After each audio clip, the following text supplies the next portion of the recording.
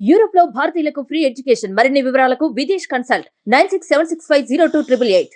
Sir నమస్తే sir. నమస్తే అండి. సార్ సుందరరామరెడ్డి గారు, మనకి ఇప్పుడు different kinds of asset classes ఉంటాయి కదా, మరి ఈ ఉన్న అసెట్ క్లాసెస్లో దేంట్లో ఒక స్టెబిలిటీ ఉంది అంటారు, ఏవి కొంత స్టాండర్డ్ అసెట్ క్లాసెస్ అంటారు అసలు? రైట్. సో మనం ఈ స్టాక్ మార్కెట్లో ట్రేడ్ అవుతున్న ఈక్విటీ కావచ్చు, లేకపోతే గోల్డ్ కావచ్చు, అండ్ డెట్ ఫండ్స్ కావచ్చు, ఇంటర్నేషనల్ ఫండ్స్ కావచ్చు, వీటిల్లో మనం వీటిలోనే మనం కంపేర్ చేసాం అనుకోండి, and large caps more stable అనమాట. మనం 10 years డేటా కనుక చూసుకుంటే అండ్ 2004, 2005 ఈ 2 yearsలో తప్ప మిగతా టైంలో ఎప్పుడు కూడా అది స్టేబుల్గా ఉంది. అంటే మార్కెట్లో టూ మచ్ డౌన్ అవ్వట్లేదు, మార్కెట్లో అప్ అవ్వట్లేదు. సో మోర్ స్టేబుల్ పోర్ట్ఫోలియో ఉండాలి అంటే better to focus about the only large caps. అలాగని టూ మచ్ రిటర్న్స్ రావు, టూ మచ్గా నువ్వు లాస్ అవ్వవు. అందుకని పర్సనాలిటీ కనుక కొంచెం భయస్తుడు అండ్ ఎక్కువ టూ మచ్గా మార్కెట్ రిటర్న్స్ అవసరం లేదు, స్టేబుల్గా ఉంటే చాలు అనుకున్న వాళ్ళు better to fill with portfolio with large caps అనమాట. ఓకే, ఇది ఓన్లీ అవుట్ ఆఫ్ ఒక డెకేడ్లో మీకు 2 years మాత్రమే డౌన్ అయింది, అది మిగతా ఎప్పుడు స్టేబుల్గా ఉంది. అంటే నైదర్ టాప్ నా డౌన్ సైడ్ అనమాట. దీని క్వైట్ ఆపోజిట్ ఏంటంటే స్మాల్ క్యాప్.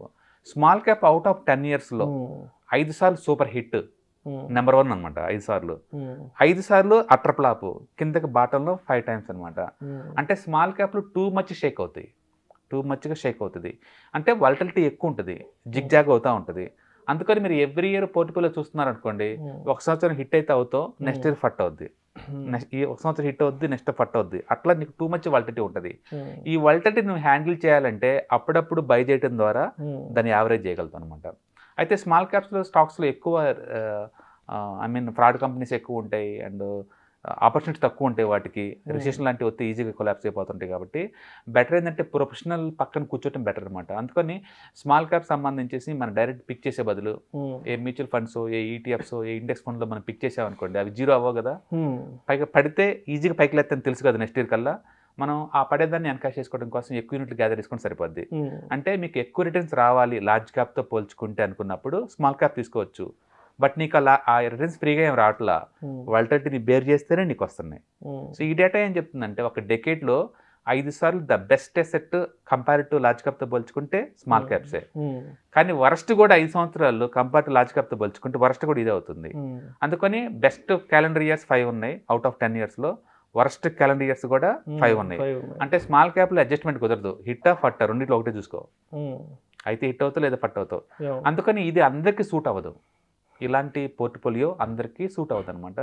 అందుకని మీరు డైరెక్ట్గా పిక్ చేసే వాళ్ళకైతేనేమో అసలు సూట్ అవ్వదు, లార్జ్ క్యాప్ బాగుంటాయి. అండ్ ఇండైరెక్ట్గా నేను ఫండ్ పిక్ చేస్తాను, స్మాల్ క్యాప్ ఫండ్, ఈ small cap ETFs, index funds అనుకోండి, అవి జీరో అవ్వవు కాబట్టి పడే కొద్ది మనం యావరేజ్ చేయొచ్చు డైరెక్ట్గా. నెక్స్ట్ ఇయర్ బయటపడడం ఛాన్స్ ఇచ్చింది కదా, అప్పుడు బయటకు వెళ్ళొచ్చు. స్మాల్ క్యాప్లో ఉన్న బీటీ ఏంటంటే అది హిట్ అయింది అనుకోండి 100% కూడా వచ్చింది 1 yearలోనే. ఇలాంటి నువ్వు లార్జ్ క్యాప్లో ఎక్స్పెక్ట్ చేయలేవు, స్టెబిలిటీ ఉంటుందనే కానీ you have to sacrifice the returns అనమాట. స్మాల్ క్యాప్ అలా కాదు, రిటర్న్స్ హిట్ అయింది అనుకోండి 100%, 60% అలా వస్తూ ఉంటాయి అనమాట. అందుకని టూ మచ్ రిటర్న్స్ వస్తుంటాయి small cap with more swings అనమాట. అదే మిడ్ క్యాప్ అనుకోండి, ద బెస్ట్ అది అవ్వదు, వరస్ట్ అవ్వదు, మధ్యలోనే కూర్చుంటుంది. అందుకని దాన్ని నిజంగా మిడ్ క్యాప్ అన్నారు. అందుకని వాలటిలిటీ బయాస్ కనుక చూసుకున్నాం అనుకోండి, large cap least volatile and mid cap it's okay, and small cap too much swings అవుతాయి. లాస్ట్ 10 years డేటా అనమాట ఇది. ఓకే, అండ్ కాబట్టి మీరు ఏ టైప్ పోర్ట్ఫోలియో తీసుకుంటారో ఒకసారి తీసుకుంటే మీకు ఎలా స్వింగ్ అవుతుందో మీకు అర్థం అవుద్ది, ఏ ఇయర్కి ఆ ఇయర్. అందుకని స్టెబిలిటీ లేదు స్మాల్ క్యాప్లో. అందుకని లాస్ట్ ఇయర్ ఇప్పుడు 50 వచ్చింది కదా, ఈ సంవత్సరం ఫ్లాట్ లేదా నెగిటివ్ అయినా పెద్ద ఆశ్చర్యపడాల్సిన పని లేదు ఈ డేటా ప్రకారం. అండ్ మోర్ ఎవర్ కంటిన్యూస్గా 2 years అయితే మాత్రం ఖచ్చితంగా నెగిటివ్ వచ్చింది. అది 2 years కంటిన్యూస్గా పాజిటివ్ రిటర్న్స్ వచ్చింది ఇంకో స్మాల్ క్యాప్, థర్డ్ ఇయర్ ఖచ్చితంగా వరస్ట్ అవుతుంది ఈ డేటా ప్రకారం. కాబట్టి మీరు ఏదైనా పోర్ట్ఫోలియో మెయింటైన్ చేసేటప్పుడు ఏ టైప్ స్టాక్స్ చూస్తున్నారో క్లారిటీ ఉండాలి, దాన్ని బట్టి మనకి చేసుకోవచ్చు. గొడవ లేదనుకున్నారు అనుకోండి, ఫ్లెక్సీ క్యాప్కి వెళ్ళిపోండి, అందులో కొంచెం ఇందులో కొంచెం పెడతారు కాబట్టి టూ మచ్ టాప్ రాదు, టూ మచ్ బాటం ఉండదు, మధ్యలో ఉంటావు నువ్వు. అందుకని ఫ్లెక్సీ క్యాప్ చాలా పాపులర్. లాస్ట్ ఇయర్ మొత్తం మీద అత్యధిక ఫండ్స్ వచ్చింది అంటే ఫ్లెక్సీ క్యాప్ కండి, స్మాల్ కాదు మిడ్ కాదు, ఫ్లెక్సీ క్యాప్స్ ఎక్కువ డబ్బు వచ్చింది లాస్ట్ ఇయర్ మొత్తం మీద మ్యూచువల్ ఫండ్స్లో. కాబట్టి ఈ డేటా ఏం చెప్తుందంటే small cap more volatile and సీక్వెన్సీగా బెస్ట్ అసెట్ క్లాస్గా ఉండడం కుదరదు. లార్జ్ క్యాప్ అయితే సేఫ్టీ ఉంటుంది, బట్ రిటర్న్స్ యాక్టిఫై చేయాలంటుంది. కాబట్టి ఆ రిస్క్ రివార్డు బ్యాలెన్స్ చేసుకోవాలంటే నాలెడ్జ్ ఇంప్రూవ్మెంట్ చేసుకోవటం ద్వారా దాని అసెట్ బిహేవియర్ మనకు అర్థమైంది కాబట్టి దాని తగ్గట్టు మనం ట్యూన్ చేసుకోవచ్చు అనమాట. Next 10 years India belongs to full healthy growth అండి. అంటే డెఫినెట్గా మంచి అసెట్ క్రియేట్ చేసుకోవచ్చు. కానీ ఈ వల్టలిటీ ఎవరైతే అర్థం చేసుకుంటారో వాళ్ళు హ్యాండిల్ చేసుకోవడం బెటర్ అనమాట. అట్లీస్ట్ స్మాల్ క్యాప్ తీసుకున్నప్పుడు పడింది అనుకున్నప్పుడు మీరు హెడ్జ్ చేసుకోవచ్చు. స్మాల్ క్యాప్స్కి డైరెక్ట్గా ఫీచర్స్ అండ్ ఆప్షన్స్ ఉండవు, కానీ వీటికి బీటా వాల్యూ లెక్కేసుకొని ఆ బీటా వాల్యూ తగ్గట్టు నిఫ్టీ ఫీచర్స్ తోటి హెడ్జింగ్ చేసుకోవచ్చు అనమాట. ఓకే, కాబట్టి స్మాల్ క్యాప్ ఉన్నోళ్ళు నిఫ్టీ తోటి హెడ్జింగ్ చేసుకోవచ్చు, లేదా పడేటప్పుడు ఎక్కువ తీసుకోవచ్చు. బట్ ఎప్పుడైనా ఇండివిజువల్ స్టాక్స్ పడే కొద్దీ కొనపడటం బెటర్, ఎందుకంటే ఆ బిజినెస్ మోడల్ ఏం జరుగుతుందో మనకు తెలియదు. ఫండ్స్ అయితే చాలా ఈజీ దాన్ని హ్యాండిల్ చేయటం. అందుకని రిటైలర్స్ ఎవరైనా ఉంటేనేమో I do suggest go for index funds or mutual funds అని చెప్తాను. సబ్జెక్ట్ ఎక్స్పర్ట్స్ అయితే కనుక మీరు పిక్ చేసుకోండి. బట్ కన్సిస్టెన్సీ అయితే ఖచ్చితంగా లేదు. ఎంత మంచి కంపెనీ అయినా సరే స్మాల్ క్యాప్లో కన్సిస్టెన్సీ లేదు. బట్ ఎక్కువ మనీ గెదర్ అయ్యేది మాత్రం ఖచ్చితంగా స్మాల్ క్యాప్లో, అందులో డౌట్ లేదు. ఓకే, అందుకని లాంగ్ టర్మ్లో వాలటిలిటీని డీల్ చేయొచ్చు ఈజీగా స్మాల్ క్యాప్లో. షార్ట్ టర్మ్లో డీల్ చేయడం కష్టం. అందుకని మన గేమ్ ఇప్పుడు లాంగ్ టర్మ్ పాయింట్ ఆఫ్ కాబట్టి స్మాల్ క్యాప్ మ్యూచువల్ ఫండ్ ఏమైనా తీసుకుంటే 25% ఎక్స్పెక్ట్ చేయొచ్చు. దాని అర్థం ఎవ్రీ ఇయర్ గ్యారెంటీ వచ్చిందని కాదు, అది వస్తే 50% వస్తుంది, పోతేనేమో 20% పోతుంది, మధ్యలో యావరేజ్ చేసినప్పుడు 25 వస్తుంది అనమాట.